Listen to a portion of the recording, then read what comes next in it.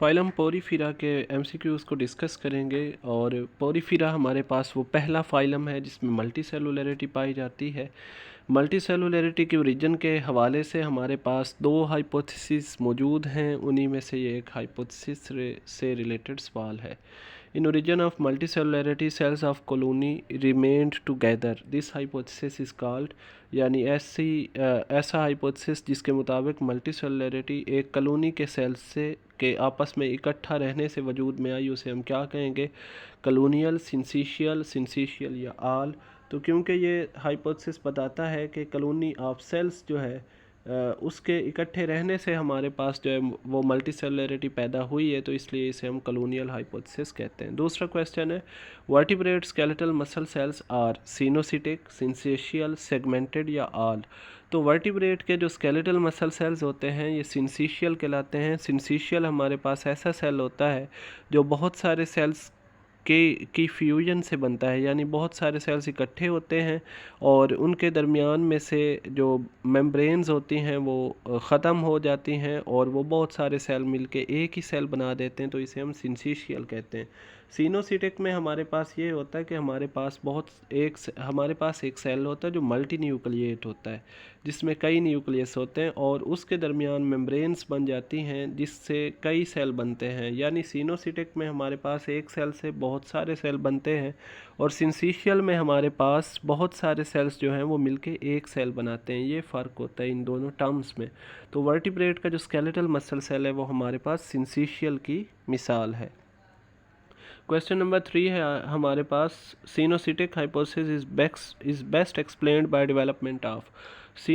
हमारे पास एक सिंसिशियल हाइपोथेसिस भी है जिसके मुताबिक मल्टी न्यूक्लिएट सेल्स जो है वो आपस में पहले इकट्ठे रहे, फिर उनके दरमियान मेम्ब्रेन्स जो हैं वो बन गई और इस तरह से मल्टी सेलुलर जानदार हमारे पास बने। तो ये किस जानदार की डेवलपमेंट इसको बेस्ट एक्सप्लेन करती है? ड्रोसोफिला मेलानोगैस्टर, फराग, स्नेक या फिर ऑस्ट्रिच। तो इसमें हमारे पास जो ड्रोसोफिला मेलानोगैस्टर है जो कि एक इंसेक्ट है, इसकी डेवलपमेंट जो है वो बेस्ट इस हाइपोथेसिस को एक्सप्लेन करती है। तो ड्रोसोफिला मेलानोगैस्टर जो है वो इसका राइट ऑप्शन है। क्वेश्चन नंबर 4 है हमारे पास, organism is thought to be ancestor of animals. कौन सा जानदार है जिसे जानवरों का एंसेस्टर तस्वर किया जाता है? डाइनोफ्लैजिलेट्स, क्वेनोसाइट्स, क्वेनोफ्लैजिलेट्स या नन। तो इसका राइट ऑप्शन है क्वेनोफ्लैजिलेट्स। नेक्स्ट हमारे पास इसमें क्वेश्चन नंबर 5 है। क्वेश्चन नंबर 5 है हमारे पास, spongin is a fibrous protein made of. Spongin एक प्रोटीन है जो स्पोंजिस के स्केलेटन में मौजूद होती है। तो ये किस से बनी होती है? कोलेजन से, केराटिन से, एक्टिन से या मायोसिन से। तो इसका करेक्ट ऑप्शन है कोलेजन। स्पोंजिन जो है वो कोलेजन से बनी होती है। क्वेश्चन नंबर 6 है हमारे पास, pinacocytes become specialised into tube like cells called dash used in water circulation. Pinacocytes जो हैं ये ट्यूब लाइक सेल्स में तब्दील हो जाते हैं और वाटर सर्कुलेशन में काम करते हैं, तो उसके बाद इन्हें क्या नाम दिया जाता है? पिनेकोसाइट्स को हम क्या नाम देते हैं? क्वेनोसाइट्स, पोरोसाइट्स, ओस्टियोसाइट्स या कॉन्ड्रोसाइट्स। तो इसका राइट ऑप्शन है हमारे पास पोरोसाइट्स। जब ये ट्यूब लाइक हो जाएंगे तो इन्हें हम पोरोसाइट्स का नाम देंगे। नेक्स्ट है हमारे पास क्वेश्चन नंबर 7। क्वेश्चन नंबर 7 है हमारे पास, cells which are used for feeding in sponges. वो सेल्स जो स्पॉन्जेस में फीडिंग में यूज़ होते हैं उन्हें हम क्या कहते हैं? क्वेनोसाइट्स, पिनेकोसाइट्स, पोरोसाइट्स या ओस्टियोसाइट्स। तो उन्हें हम क्वेनोसाइट्स कहते हैं। नेक्स्ट है हमारे पास, class of sponges which contain brilliantly coloured sponges.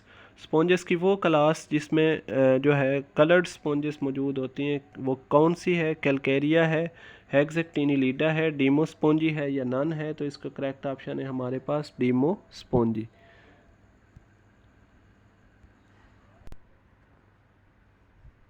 Question number 9 है हमारे पास, in sponges skeleton is important character is in. Skeleton को हम स्पॉन्जेस में किस में यूज़ करते हैं? टेक्सानोमी, मूवमेंट, फीडिंग या आल।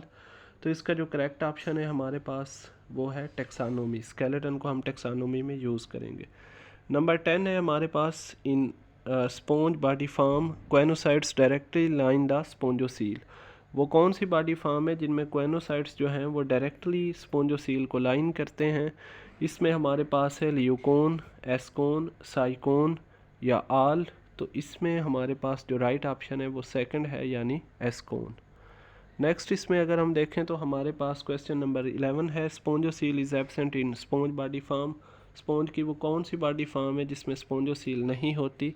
एस्कोन है, साइकोन है या ल्यूकोन है? तो इसका करेक्ट ऑप्शन होगा ल्यूकोन। एस्कोन जो है वो हमारे पास सबसे सिंपलेस्ट फॉर्म है स्पॉन्ज बॉडी की और लीस्ट कॉमन है। ल्यूकोन जो है वो सबसे ज़्यादा कम्प्लेक्स है।